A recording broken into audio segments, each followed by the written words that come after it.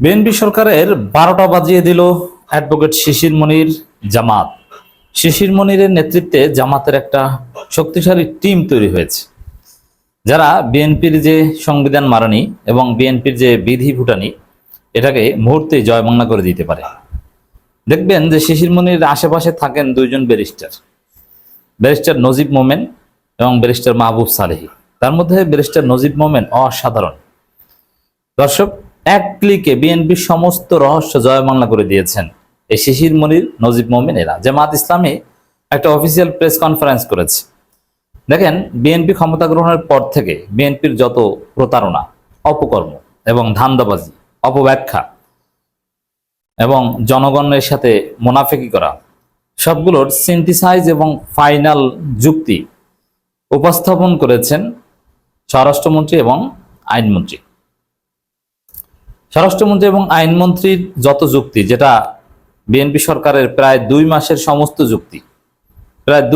সমস্ত যুক্তি মুহূর্তের মধ্যেই এক ক্লিকে আপনি শুনতে পারবেন যে তাদের কোনো যুক্তি নাই।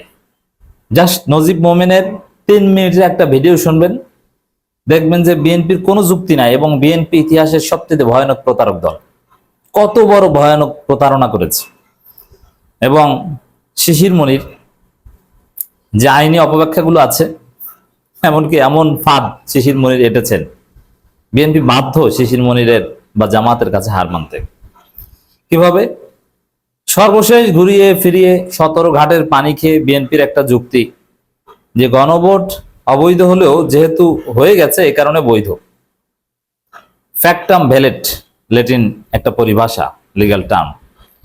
মানে একটা জিনিস অবৈধ হলে হয়ে গেলে বৈধ। যেমন 18 বছরের নিচে, 21 বছরের নিচে ছেলে মেয়ের বিবাহ নিষিদ্ধ, কিন্তু যদি বিবাহ হয়ে যায়, বাচ্চা টাচ্চা হয়ে যায়, তখন এটা বৈধ, যেটাকে বলে ফ্যাক্টাম ভ্যালিড। ওরকম যেহেতু গণভোট হয়ে গেছে, জনগণ ভোট দিয়ে ফেলেছে, অতএব বৈধ। ঠিক আছে, বৈধ বলেছেন, এখন মানেন, এখন গণভোট অনুযায়ী সংবিধান সংস্কার পরিষদের শপথ নেন। এমন ভাবে শিশির মনির সাহেবরা বিষয়টা উপস্থাপন করেছে, বিএনপি টু শব্দ করার সুযোগ নাই, যদি তারা চূড়ান্ত পর্যায়ে ধান্দাবাজ এবং বাটপার এবং প্রতারক না হয়। দর্শক, শিশির মনির যা করছেন, আমার তো ভয় হয় যে কোন সময় এই শিশির মনিরকে বিএনপি গুম করে। আর শিশির মনির যুক্তির সামনে বিএনপির কোনো যুক্তি টিকছে না। বিএনপি শত গবেষণা করে সালাউদ্দিন অমুক তমুক মাসের পর মাস চিন্তা ভাবনা করে একটা বিষয় দাঁড় করান, আর শিশির মনির কয়েক মিনিটে সেটা খেয়ে দেন। বিএনপি কোনো নৈতিক ভিত্তিই থাকে না।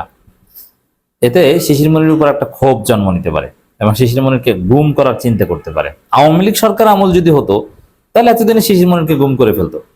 যে আওয়ামী লীগের সমস্ত যুক্তি জয় বাংলা করে দিয়েছে, জনগণের কাছে বুঝিয়েছে যে আওয়ামী লীগের সমস্ত যুক্তি ভুয়া, তারা অপব্যাখ্যা করছে, প্রতারণা করছে। এইভাবে বিএনপিকে যেভাবে শিশির মনির জনগণের কাছে নাকানি চুবানি খাওয়ানোর ব্যবস্থা করেছে, এটা যদি আওয়ামী লীগকে করতো, এতদিনে নিশ্চিত গুম হয়ে যেত।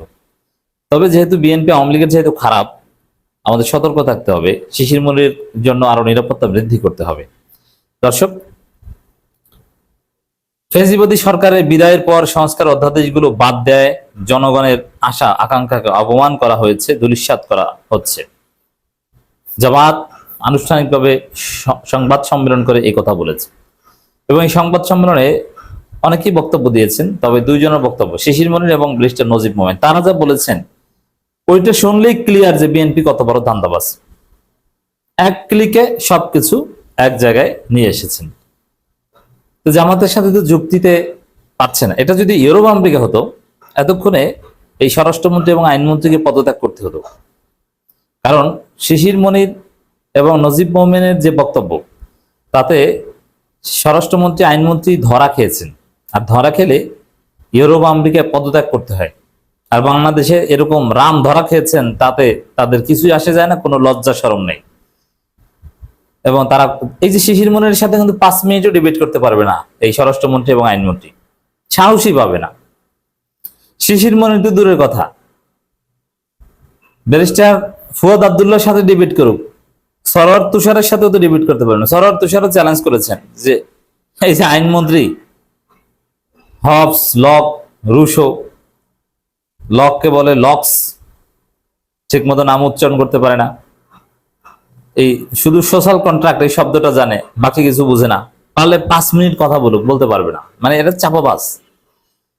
জামায়াতের ছেলেদের সাথে এরা টিকতে পারবে না, এজন্য সুযোগ পেলে এরা গুম করতে পারে, আমি অগ্রিম বলে রাখলাম। দর্শক, যে সংবাদ সম্মেলনে জামাত এই ঐতিহাসিক কাণ্ড ঘটিয়েছে, সেখানে জামাত ইসলাম সহকারী সেক্রেটারি জেনারেল এহসান মোহাম্মদ জুবায়ের, ব্যারিস্টার নজিবুর রহমান মোমেন, শিশির মনির এরা ছিলেন। এছাড়া ঢাকা দক্ষিণের নেতৃবৃন্দ, কিছু সাংবাদিক নেতৃবৃন্দ ছিলেন, কয়েকজন এমপিও ছিলেন, সাবেক বর্তমান। সংবাদ সম্মেলনে সংসদ সদস্য নজিবুর রহমান মোমেন বলেন, বিগত অন্তর্বর্তী সরকারের আমলে সংস্কারের অংশ হিসেবে দেখেন এটা কত বড় ভয়ানক প্রতারণা বুঝবেন, 133টি অধ্যাদেশ জারি করা হয়েছে। সেগুলো বিষয়ে সংসদের প্রথম অধিবেশনের একটি বিশেষ কমিটি গঠন করা হয়। কমিটিতে আমি গেস্ট হিসাবে অবদান রাখি। গত 10 তারিখ সেগুলো পাশের বাধ্যবাধকতার সময় পার হয়ে যায়। 110 অধ্যাদেশ হুবহু কিংবা সংশোধিত আকারে পাশ করা হয়েছে।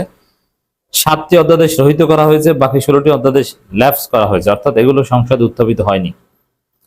তিনি বলেন, দুর্ভাগ্য হলো গত ফ্যাসিবাদ সরকারের বিদায়ের পর জনগণের আইনের শাসনের সংস্কার নিশ্চিত হওয়ার জন্য যে বিষয়গুলো জোর দিয়েছিল, যারা গত 16টি বছর নির্যাতনের শিকার হয়েছে, আইনের শাসন প্রতিষ্ঠার জন্য, স্বাধীন বিচার বিভাগ প্রতিষ্ঠার জন্য, বিচার বিভাগের পৃথক সচিবালয় স্থাপনের যে বিষয় ছিল, এ সমস্ত বিষয়কে ল্যাপস করে দেওয়া হয়েছে, রহিত করে দেওয়া হয়েছে। এর মাধ্যমে জনগণের আশা আকাঙ্ক্ষা সংস্কারের বিষয়গুলোকে অপমান করা হয়েছে, ধূলিসাৎ করে দেওয়া হয়েছে। বিএনপি যে প্রতারণা, গুম অধ্যাদেশ বাতিল করে বলে যে গুমের কারণে যথেষ্ট শাস্তির বিধান রাখা হয়নি, নাকি 10 বছরের বিধান, অথচ এখানে মৃত্যুদণ্ডের ব্যবস্থা রাখা হয়েছে। কি ভয়ানক মিথ্যাচার এরা করে। নজিবুর রহমান বলেন, আমরা সংসদে এই বিষয়গুলো নিয়ে ওয়াক আউট করেছি। তারা বলেছে, বিশেষ কমিটিতে যেভাবে আলোচনা হয়েছে বিলগুলো সেভাবে উত্থাপিত হয়েছে, ল্যাপস হয়েছে কিংবা সংশোধিত আকারে উত্থাপিত হয়েছে। আমরা বিশেষ কমিটিতে যেভাবে আলোচনা করেছি, একমত হয়েছিলাম, সেই বিষয়গুলোতে কোনো আপত্তি নেই, সেগুলো কোনো আলোচনা ছাড়াই আমরা সমর্থন করব, বিলগুলো পাস হয়ে যাবে।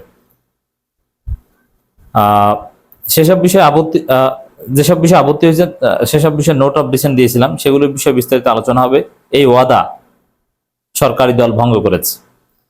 আমি সহজভাবে বুঝিয়ে দিই, বিএনপি সংসদীয় বিশেষ কমিটি গঠন করে, যেহেতু স্থায়ী কমিটি গঠিত হয়নি, এই যে ইউনিট সরকারের অধ্যাদেশগুলোর বিষয়ে যে সিদ্ধান্ত নিয়েছিল, এগুলোর সাথে প্রতারণা করে ইচ্ছা করে ডিলে করেছে, যাতে তড়িঘড়ি করে পাশ করতে হয়, যেহেতু 1 মাসের বাধ্যবাধকতা আছে। সংসদ ডেকেছেই দেরি করে, আবার ছুটি দিয়েছে বেশি, শেষের দিকে তড়িঘড়ি করেছে। বিশেষ কমিটিতে যেসব সিদ্ধান্ত হয়েছে ওইসব সিদ্ধান্ত উল্টে দিয়েছে, নিজেদের মতো করে রাতের আধারে তারা কাটাছেড়া করেছে। আবার জামাত এমপিদের কাছে পেপারস দিয়েছে যথেষ্ট দেরিতে, যে ওই সময়ের মধ্যে এটা দেখা সম্ভব না, স্পিকার হওয়ার সময় দিবেন না, মুহূর্তের মধ্যে পাশ হয়ে গেছে, ধান্দাবাজি কায়েম হয়ে গেছে। কি ভয়ানক প্রতারক। তো দর্শক, বিএনপির সমস্ত প্রতারণা জামাত সংবাদ সম্মেলন করে জাতিকে জানিয়ে দিয়েছে যে তাদের সমস্ত যুক্তি, সমস্ত পদ্ধতি প্রতারণা, জনগণকে ভুল বোঝানো, বিরোধী দলের এমপিদের বোকা বানানোর একটা পদ্ধতি। এতে বিএনপির 12টা বেজে গেছে বলে আমরা মনে করি। বিএনপি সরকার তার ভিত্তি দুর্বল না করে জনগণের সাথে এ ধরনের প্রতারণা শুরু করেছে, এতে বিএনপিকে ভয়ানক পরিণতি ভোগ করতে হবে।